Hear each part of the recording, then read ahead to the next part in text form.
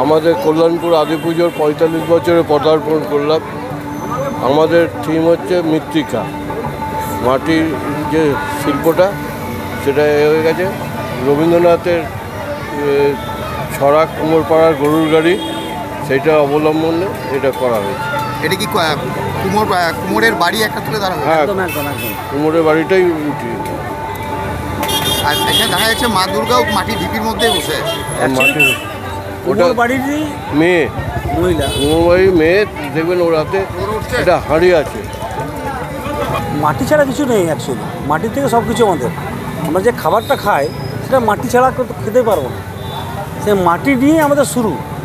আর আজকে মাটিটাকে নিয়ে আজকে চেঞ্জ হয়ে যাচ্ছে, এটা নিয়ে আমরা চিন্তা ভাবনা করেছিলাম যে মৃত্তিকা ছাড়া, ওই জন্য মাকে আমরা মাটির বাড়িরই, মৃত্তিকার বাড়িরই একজন মহিলার হিসাবে দেখিয়েছি। আমাদের মায়ের কাছে দেখবেন আপনারা কোনো অস্ত্র নেই, আমার মায়ের হাতে হচ্ছে হাঁড়ি, এবং তার বাচ্চারা এখানে কিন্তু মাটির তৈরি করছে, মাটির হাঁড়ি বা মাটির কলসি বা মাটির কোনো জিনিস তৈরি করছে। তা আমাদের হচ্ছে গল্প যে যেখান থেকে শুরু সেটা কিন্তু ভুলে গেলে চলবে না, সেটাকে মনে রাখতে হবে আমাদেরকে। আজকে অ্যালুমিনিয়াম চলে এসছে, প্লাস্টিক চলে এসছে, আরও কিছু চেঞ্জ হচ্ছে, কিন্তু মাটি আমাদের সব শেষ কথা। আমরা ওইটাকে আমাদের এখানকার যে থিম সেটাকে তুলে ধরেছি। মা তাই এসছেন এখানে, আমাদের এখানে কোনো ইয়ে নেই, কোনো অস্ত্র নেই, বিনা অস্ত্রে এসছেন মা বাচ্চা থেকে নিয়ে, এবং তারা মাটি তৈরি করছে কুমোরের বাড়ির একটা মেয়ে হিসাবে, এবং সেটাকেই আমাদের এসে কিন্তু থিম। বাজেট কত? হ্যাঁ, বাজেট কত? বাজেট 27 লাখ 28 লাখ টাকা বাজেট।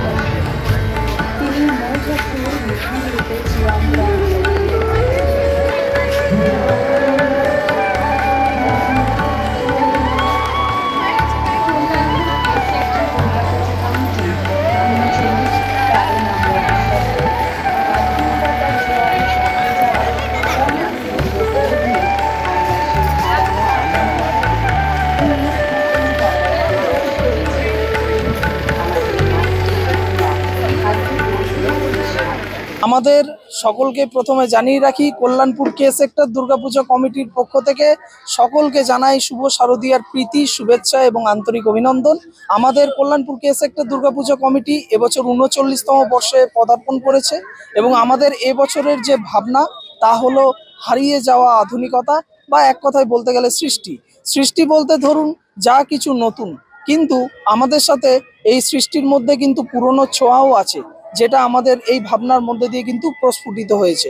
মানুষের আগামী দিনের, বিগত দিনের যা ঐতিহ্যশালী জিনিস, যা হয়তো আমাদের রোজনামচের জীবন থেকে মুছে গিয়েছে, তারই একটি নতুন রূপ আমরা তুলে ধরেছি। আপনারা যদি বিশেষত আমাদের মা প্রতিমা দর্শন করেন তাহলে কিন্তু দেখতে পাবেন মায়ের মূর্তি একদমই সাবেকি রূপের, এবং সেই সাবেকি রূপ যা আমাদের পুরনো বিগত দিনের মা দুর্গার যে রূপ, তা কিন্তু আমরা ফিরিয়ে আনতে পেরেছি বলে মনে করি। আশা করি দর্শকরাও খুশি হবেন। এবছরে আমাদের বাজেট হচ্ছে 25 লক্ষ টাকা টোটাল সবকিছু নিয়ে। আমরা এবছর আমাদের মণ্ডপটি মূলত কাঠ, বাঁশ, প্লাই, লোহা ইত্যাদি যে সমস্ত পরিবেশ বান্ধব জিনিস, সেই সমস্ত জিনিস দিয়ে আমরা মণ্ডপ সজ্জা তৈরি করেছি।